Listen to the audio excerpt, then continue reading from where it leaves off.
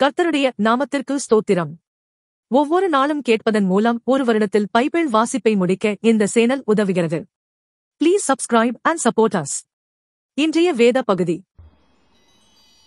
Esther அதிகாரம் 5.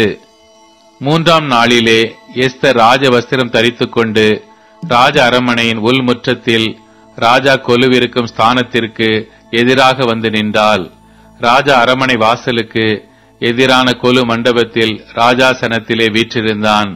ராஜா ராஜஸ்திரியாகிய Esther முற்றத்தில் நிற்கிறதை கண்டபோது அவளுக்கு அவன் கண்களில் தயை கிடைத்ததினால் ராஜா தன் கையில் இருக்கிற போர் செங்கோலை எஸ்தரிடத்திற்கு நீட்டினான். அப்பொழுது எஸ்தர் கிட்ட வந்து செங்கோலின் நுனியை தொட்டாள். ராஜா அவளை நோக்கி, எஸ்தர் ராஜாத்தியே, உனக்கு என்ன வேண்டும்? நீ கேட்கிற மன்றாட்டு என்ன? நீ ராஜ்யத்தில் பாதி மட்டும் கேட்டாலும் உனக்கு கொடுக்கப்படும் என்றான். அப்பொழுது எஸ்தர் ராஜாவுக்கு சித்தமானால் நான் தமக்கு செய்வித்த விருந்துக்கு ராஜாவும் ஆமானும் இன்றைக்கு வரவேண்டும் என்றாள். அப்பொழுது ராஜா எஸ்தர் சொற்படி செய்ய ஆமானை தீவிரித்து வரும்படி சொல்லி எஸ்தர் செய்த விருந்துக்கு ராஜாவும் ஆமானும் வந்தார்கள். விருந்திலே திராட்சரசம் பரிமாறப்படுகையில் ராஜா எஸ்தரை பார்த்து, உன் வேண்டுதல் என்ன? அது உனக்கு கொடுக்கப்படும். நீ கேட்கிறது என்ன? நீ ராஜ்யத்தில் பாதி மட்டும் கேட்டாலும் கிடைக்கும் என்றான். அதற்கு எஸ்தர் பிரதியுத்தரமாக, ராஜாவின் கண்களில் எனக்கு கிருபை கிடைத்தது. என் வேண்டுதலை கட்டளையிடவும் என் விண்ணப்பத்தின்படி செய்யவும் ராஜாவுக்கு சித்தமாயிருந்தால் ராஜாவும் ஆமானும் நான் இன்னும் தங்களுக்கு செய்ய போகிற விருந்துக்கு வர வேண்டும் என்பதே என் வேண்டுதலும் என் விண்ணப்பமுமாயிருக்கிறது.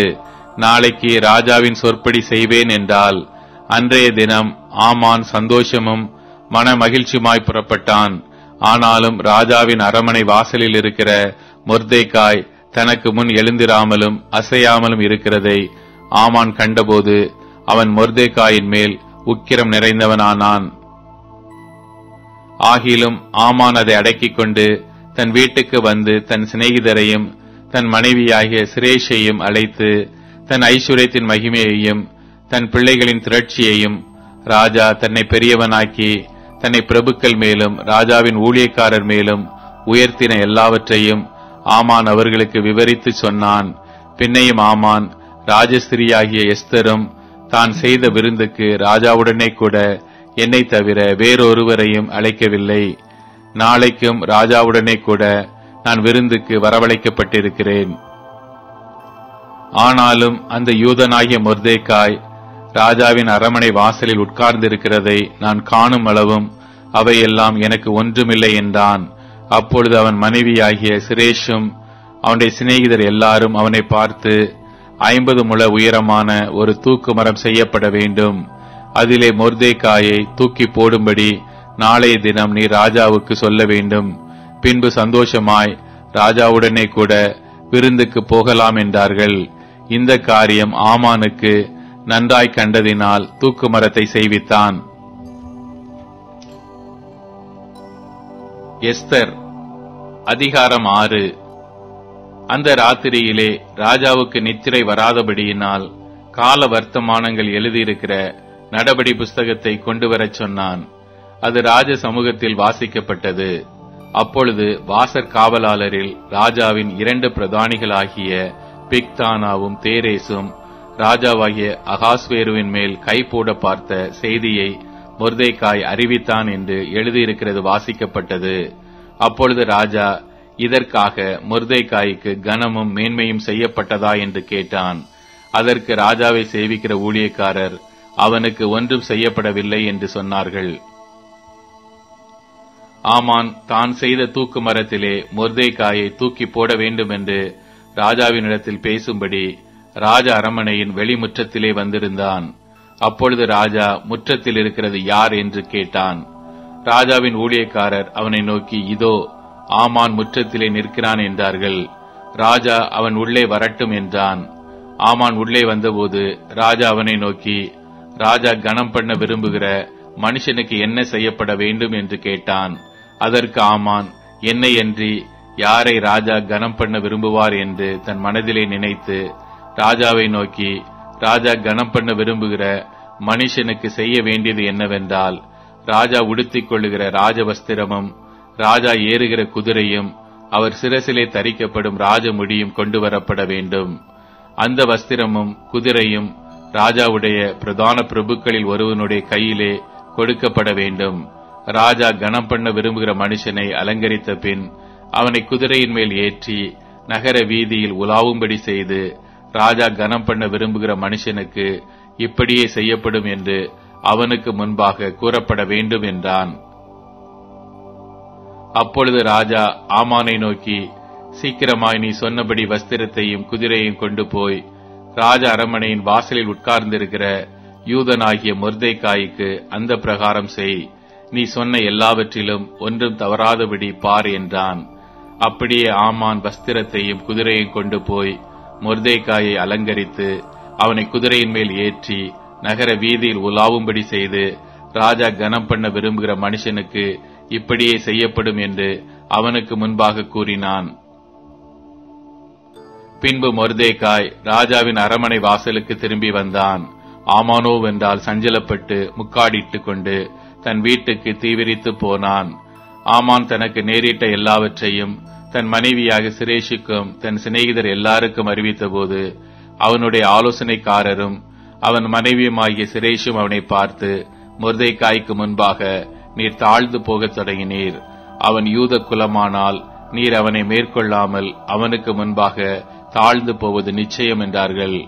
அவர்கள் இப்படி பேசிக் கொண்டிருக்கும் போதே ராஜாவின் பிரதானிகள் வந்து எஸ்தர் செய்த விருந்துக்கு வர ஆமானை துரிதப்படுத்தினார்கள்.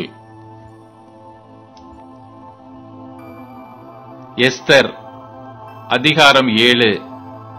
ராஜாத்தியாகிய எஸ்தருடனே விருந்துண்ண ராஜாவும் ஆமானும் வந்தபோது, 2ஆம் நாள் விருந்தில் திராட்சரசம் பரிமாறப்படும் போது ராஜா எஸ்தரை நோக்கி, எஸ்தர் ராஜாத்தியே, உன் வேண்டுதல் என்ன? அது உனக்கு கொடுக்கப்படும். நீ கேட்கிற மன்றாட்டு என்ன? நீ ராஜ்யத்தில் பாதி மட்டும் கேட்டாலும் கிடைக்கும் என்றான். அப்பொழுது ராஜாத்தியாகிய எஸ்தர் பிரதியுத்தரமாக, ராஜாவே, உம்முடைய கண்களில் எனக்கு கிருபை கிடைத்து ராஜாவுக்கு சித்தமாயிருந்தால் என் வேண்டுதலுக்கு என் ஜீவனும் என் மன்றாட்டுக்கு என் ஜனங்களும் எனக்கு கட்டளையிடப்படுவதாக. எங்களை அழித்துக் கொன்று நிர்மூலமாக்கும்படி நானும் என் ஜனங்களும் விற்கப்பட்டோம். அடிமைகளாகவும் வெள்ளாட்டிகளாகவும் விற்கப்பட்டு போனாலும் நான் மௌனமாயிருப்பேன். இப்பொழுதோ ராஜாவுக்கு உண்டாகும் நஷ்டத்துக்கு அந்த சத்துரு உத்தரவாதம் பண்ண முடியாது என்றால், அப்பொழுது ராஜாவாய் அகாஸ்வேரு மறுமொழியாக ராஜாத்தியாகிய எஸ்தரை நோக்கி, இப்படி செய்ய துணிகரம் கொண்டவன் யார்? அவன் எங்கே என்றான். அதற்கு எஸ்தர், சத்துருவும் பகைஞனுமாகிய அந்த மனிதன் இந்த துஷ்ட ஆமான் தான் என்றாள். அப்பொழுது ராஜாவுக்கும் ராஜாத்திக்கு முன்பாக ஆமான் திகிலடைந்தான். ராஜா உக்கிரத்தோடே திராட்சரச பந்தியை விட்டெழுந்து அரமனை தோட்டத்திற்கு போனான். ராஜாவினால் தனக்கு பொல்லாப்பு நிர்ணயிக்கப்பட்டதென்று ஆமான் கண்டு ராஜாத்தியாகிய எஸ்தரிடத்தில் தன் பிராணனுக்காக விண்ணப்பம் பண்ண எழுந்து நின்றான். ராஜா அரமனை தோட்டத்திலிருந்து திராட்சரசம் பரிமாறப்பட்ட இடத்துக்கு திரும்பி வருகையில் எஸ்தர் உட்கார்ந்திருக்கிற மெத்தையின் மேல் ஆமான் விழுந்து கிடந்தான். அப்பொழுது ராஜா, நான் அரமனையில் இருக்கும் போது என் கண் முன்னே இவன் ராஜாத்தியை பலவந்தம் செய்ய வேண்டும் என்று இருக்கிறானோ என்றான். இந்த வார்த்தை ராஜாவின் வாயிலிருந்து பிறந்தவுடனே ஆமானின் முகத்தை மூடி போட்டார்கள். அப்பொழுது ராஜ சமூகத்தில் இருக்கிற பிரதானிகளில் அர்ப்பனோ என்னும் ஒருவன், இதோ ராஜாவின் நன்மைக்காக பேசின மொர்தெகாய்க்கு ஆமான் செய்வித்த 50 முழ உயரமான தூக்கு மரம் ஆமானின் வீட்டண்டையில் நாட்டப்பட்டிருக்கிறது என்றான். அப்பொழுது ராஜா, அதிலே அவனை தூக்கி போடுங்கள் என்றான். அப்படியே ஆமான் மொர்தெகாய்க்கு ஆயத்தம் பண்ணின தூக்கு மரத்தில் ஆமானையே தூக்கி போட்டார்கள். அப்பொழுது ராஜாவின் உக்கிரம் தணிந்தது. யோவான் அதிகாரம் 17. இயேசு இவைகளை சொன்ன பின்பு தம்முடைய கண்களை வானத்துக்கு ஏறெடுத்து, பிதாவே, வேளை வந்தது. நீர் உம்முடைய குமாரனுக்கு தந்தருளின யாவருக்கும் அவர் நித்திய ஜீவனை கொடுக்கும் பொருட்டு மாம்சமான யாவர் மேலும் நீர் அவருக்கு அதிகாரம் கொடுத்தபடியே உம்முடைய குமாரன் உம்மை மகிமைப்படுத்தும்படிக்கு நீர் உம்முடைய குமாரனை மகிமைப்படுத்தும். ஒன்றான மெய் தேவனாகிய உம்மையும் நீர் அனுப்பினவராகிய இயேசு கிறிஸ்துவையும் அறிவதே நித்திய ஜீவன். பூமியிலே நான் உம்மை மகிமைப்படுத்தினேன். நான் செய்யும்படி நீர் எனக்கு நியமித்த கிரியையை செய்து முடித்தேன். பிதாவே, உலகம் உண்டாகிறதற்கு முன்னே உம்மிடத்தில் எனக்கு உண்டாயிருந்த மகிமையினாலே இப்பொழுது நீர் என்னை உம்மிடத்திலே மகிமைப்படுத்தும். நீர் உலகத்தில் தெரிந்தெடுத்து எனக்கு தந்த மனுஷருக்கு உம்முடைய நாமத்தை வெளிப்படுத்தினேன். அவர்கள் உம்முடையவர்களாயிருந்தார்கள். அவர்களை எனக்கு தந்தீர். அவர்கள் உம்முடைய வசனத்தை கை கொண்டிருக்கிறார்கள். நீர் எனக்கு தந்தவைகள் எல்லாம் உம்மாலே உண்டாயினவென்று இப்பொழுது அறிந்திருக்கிறார்கள். நீர் எனக்கு கொடுத்த வார்த்தைகளை நான் அவர்களுக்கு கொடுத்தேன். அவர்கள் அவைகளை ஏற்றுக்கொண்டு நான் உம்மிடத்திலிருந்து புறப்பட்டு வந்தேன் என்று நிச்சயமாய் அறிந்து நீர் என்னை அனுப்பினீர் என்று விசுவாசித்திருக்கிறார்கள். நான் அவர்களுக்காக வேண்டிக் கொள்ளுகிறேன். உலகத்துக்காக வேண்டிக் கொள்ளாமல் நீர் எனக்கு தந்தவர்களுக்காக வேண்டிக் கொள்ளுகிறேன். அவர்கள் உம்முடையவர்களாயிருக்கிறார்களே. என்னுடையவைகள் யாவும் உம்முடையவைகள், உம்முடையவைகள் என்னுடையவைகள். அவர்களில் நான் மகிமைப்பட்டிருக்கிறேன். நான் இனி உலகத்தில் இரேன், இவர்கள் உலகத்தில் இருக்கிறார்கள். நான் உம்மிடத்திற்கு வருகிறேன். பரிசுத்த பிதாவே, நீர் எனக்கு தந்தவர்கள் நம்மைப் போல ஒன்றாயிருக்கும்படிக்கு நீர் அவர்களை உம்முடைய நாமத்தினாலே காத்துக்கொள்ளும். நான் அவர்களுடனே கூட உலகத்தில் இருக்கையில் அவர்களை உம்முடைய நாமத்தினாலே காத்துக்கொண்டேன். நீர் எனக்கு தந்தவர்களை காத்துக்கொண்டு வந்தேன். வேத வாக்கியம் நிறைவேறத்தக்கதாக கேட்டின் மகன் கெட்டு போனானே அல்லாமல் அவர்களில் ஒருவனும் கெட்டுப் போகவில்லை.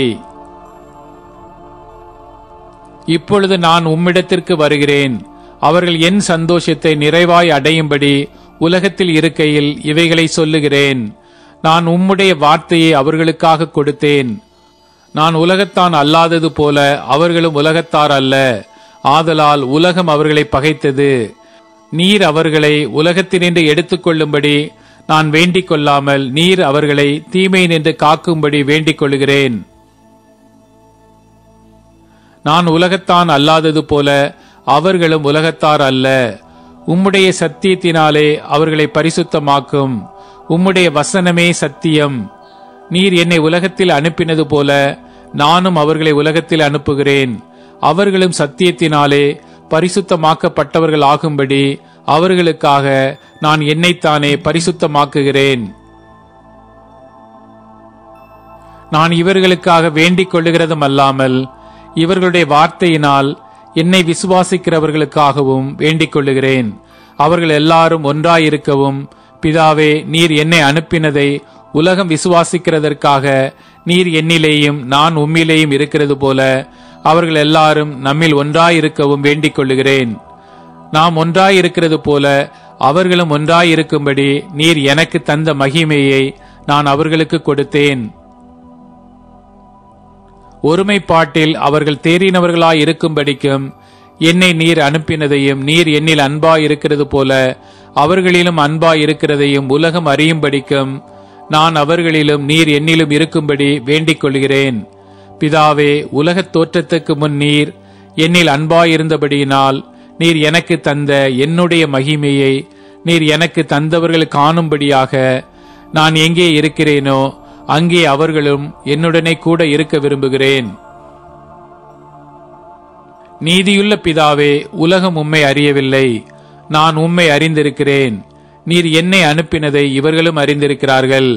நீர் என்னிடத்தில் வைத்த அன்பு அவர்களிடத்தில் இருக்கும்படிக்கும் நானும் அவர்களில் இருக்கும்படிக்கும் உம்முடைய நாமத்தை அவர்களுக்கு தெரியப்படுத்தினேன், இன்னமும் தெரியப்படுத்துவேன் என்றார். சங்கீதம் அதிகாரம் 27. கர்த்தர் என் வெளிச்சமும் என் இரட்சிப்புமானவர், யாருக்கு பயப்படுவேன்? கர்த்தர் என் ஜீவனின் பலனானவர், யாருக்கு அஞ்சுவேன்? என் சத்துருக்களும் என் பகைஞருமாகிய பொல்லாதவர்கள் என் மாம்சத்தை பட்சிக்க என்னை நெருக்குகையில் அவர்களே இடறி விழுந்தார்கள். எனக்கு விரோதமாக ஒரு பாளையம் இறங்கினாலும் என் இருதயம் பயப்படாது. என் மேல் யுத்தம் எழும்பினாலும் இதிலே நான் நம்பிக்கையாயிருப்பேன். கர்த்தரிடத்தில் ஒன்றை நான் கேட்டேன், அதையே நாடுவேன். நான் கர்த்தருடைய மகிமையை பார்க்கும்படியாகவும் அவருடைய ஆலயத்தில் ஆராய்ச்சி செய்யும்படியாகவும் நான் என் ஜீவனுள்ள நாளெல்லாம் கர்த்தருடைய ஆலயத்தில் தங்கியிருப்பதையே நாடுவேன். தீங்கு நாளில் அவர் என்னை தம்முடைய கூடாரத்தில் மறைத்து என்னை தமது கூடார மறைவிலே ஒளித்து வைத்து என்னை கண்மலையின் மேல் உயர்த்துவார். இப்பொழுது என் தலை என்னை சுற்றிலும் இருக்கிற என் சத்துருக்களுக்கு மேலாக உயர்த்தப்படும். அதிநிமித்தம் அவருடைய கூடாரத்திலே நான் ஆனந்த பலிகளை இட்டு கர்த்தரை பாடி அவரை கீர்த்தனம் பண்ணுவேன். கர்த்தாவே, நான் கூப்பிடுகிற சத்தத்தை நீர் கேட்டு எனக்கு இறங்கி எனக்கு உத்தரவு அருளி செய்யும். என் முகத்தை தேடுங்கள் என்று சொன்னீரே, உம்முடைய முகத்தையே தேடுவேன் கர்த்தாவே என்று என் இருதயம் உம்மிடத்தில் சொல்லிற்று. உமது முகத்தை எனக்கு மறையாதேயும், நீர் கோபத்துடன் உமது அடியனை விலக்கி போடாதேயும்.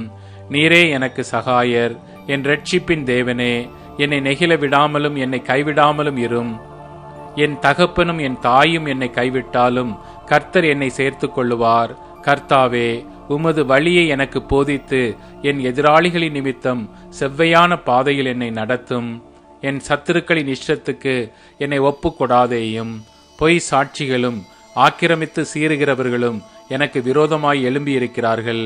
நானோ ஜீவனுள்ளோர் தேசத்திலே கர்த்தருடைய நன்மையை காண்பேன் என்று விசுவாசியாதிருந்தால் கெட்டுப் போயிருப்பேன். கர்த்தருக்கு காத்திரு, அவர் உன் இருதயத்தை ஸ்திரப்படுத்துவார்.